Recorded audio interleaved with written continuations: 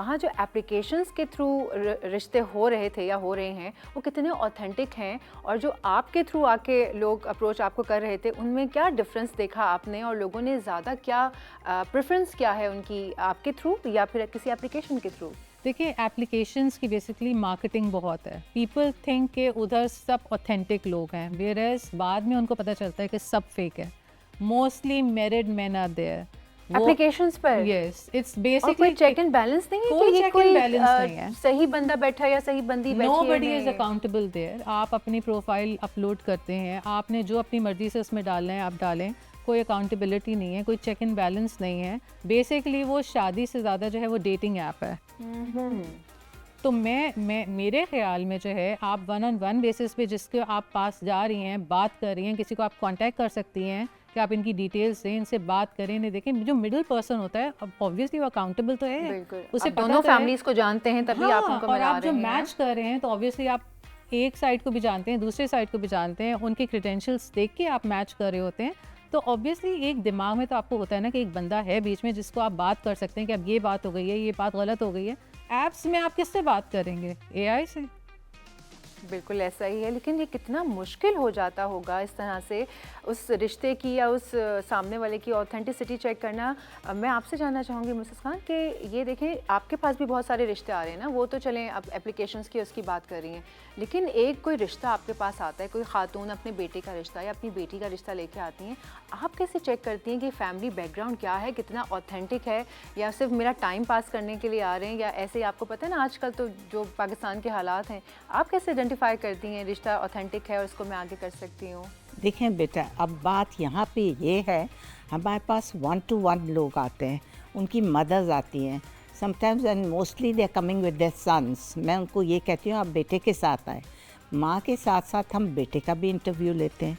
And we are smart enough now, इस age में जाके आप 10-4 बातें करेंगी, 2-4 बातें करेंगी, आपको उनकी फैमिली बैकग्राउंड का पता चल जाएगा, आपको अंदाज़ा हो जाएगा कि ये किस तरह ड्रेसअप हुई है माँ से, इसका बातचीत करने का अंदाज़ कैसा है, इसके ये बोलती कैसे है, ये प्योरली किस तरह बोल रही है। इसको अगर अंग्रेज़ी आती हो तो 2-4 जुमले हर कोई बोल लेता है बिल्कुल। बीच में, और उर्दू बोलते बोलते हम भी 2-4 अंग्रेज़ी के लफ्ज़ बोल लेते हैं, या कभी कभी कोई चीज़ उर्दू में नहीं डिस्क्राइब कर रहे होते तो इंग्लिश में भी कर देते हैं, इंग्लिश में नहीं कर रहे होते तो उर्दू में।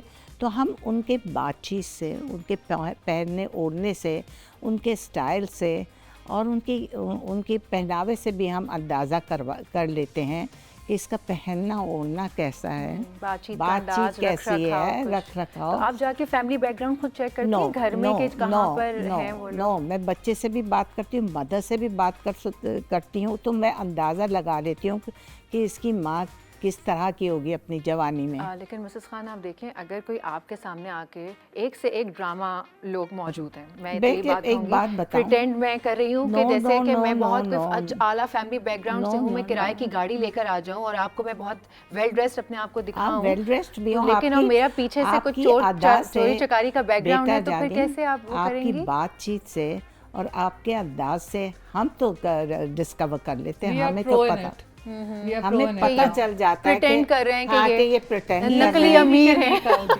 वी कैन मेक आउट कि क्या प्रिटेंड कर रहे हैं, और बेटा किस तरह की बात कर रहा है और माँ किस तरह की बात कर रही है, उनमें दोनों में एक जैसी है या वो कुछ और बात कर रही है। कभी हकीकतन ऐसा हुआ है आपके सामने कोई आके ऐसी फैमिली बैठी और आपको पता चल रहा है कि ये झूठ बोल रहे हैं या प्रिटेंड कर रहे हैं रईसी का, या अपनी जो बातें बता रहे हैं, ऐसा होता है आपके साथ? वेरी रिसेंटली हुआ है, लेकिन अब उनका कारोबार काफ़ी चमक गया एकदम, और वो हंट कर रहे हैं और देख रहे हैं बहुत ऊंची ऊंची फैमिलीज़ की लड़कियां।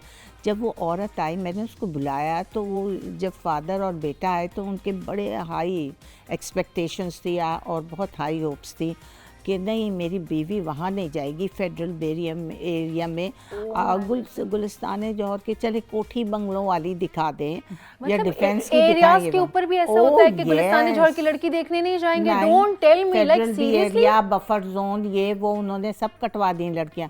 तो अच्छा, मैंने कहा इसकी बीवी को बुलाती हूँ। तो पिछले दिनों उसकी बीवी और शौहर को मैंने बुलाया हुआ था on a cup of T. तो मैंने कहा कि आप बीवी को बुलाएं देखिए, जिन्होंने देखा होता है और जिनके पास शुरू से ही कुछ होता है, उनका अंदाज़ ही डिफरेंट होता है। उनके बैठने उठने का, उनके गले में या हाथों में 1-2 हीरे की अंगूठियाँ तो होनी चाहिए ना। अगर तुम अब मल्टी मिलियनेयर्स हो और शुरू से हो, आपके जूते कैसे होंगे, आपके बाल कैसे बने हुए होंगे, आपके कम से कम हीरे के एक रख-रखाव आ छोटे-छोटे, जाता है आपके आप अंदर। मल्टी जी। मिलियनेयर हैं, कोई छोटे हीरे के टॉप्स होंगे आपके पास, कुछ बन सवर के इंसान जाता है कि अपना रख रखाव, उसके रख रखाव और पहनने ओढ़ने से, उसके अंदाज से हम बिल्कुल समझ जाते हैं। तो आपने देख लिया कि भाई ये तो बातें बना रहे आर्टिफिशियल हैं, बुंदे अंदर तो से कुछ भी आर्टिफिशियल नहीं 2 है। अंगूठियाँ, सड़िया हुआ ब्रेसलेट उसने पहना हुआ, तो हमें पता नहीं चला ये तुम्हारे पास नया नया पैसा आ गया। बेटा सब पता चल जाता है।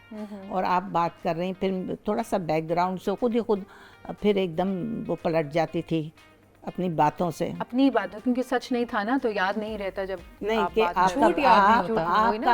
आप अपना बचपना बता रही हैं। तो हम भी अगर अपना बचपना बताएं और आपका बचपना सुने, तो हमें बड़ा सख्त एकदम अंदाज़ा हो जाएगा आपका क्या बैकग्राउंड था, आपके वालिद क्या होंगे, बिल्कुल ये भी ऐसा हम ही समझ है। जाते हैं। Background matters a lot obviously, और हम पढ़ा ये भी लिखा समझ बैकग्राउंड जाते और हैं। रख रखाव तो बहुत और देखने कितनी में नजर बहनें थी, आपको क्या मिला होगा। तो मैं कढ़ाई सिलाई बुनाई की बड़ी शौकीन थी। मैं बड़ा क्रॉस स्टिच करती होती थी, मैं शीशे के काम करती होती थी। ये कुछ कुदरती मुझ में था।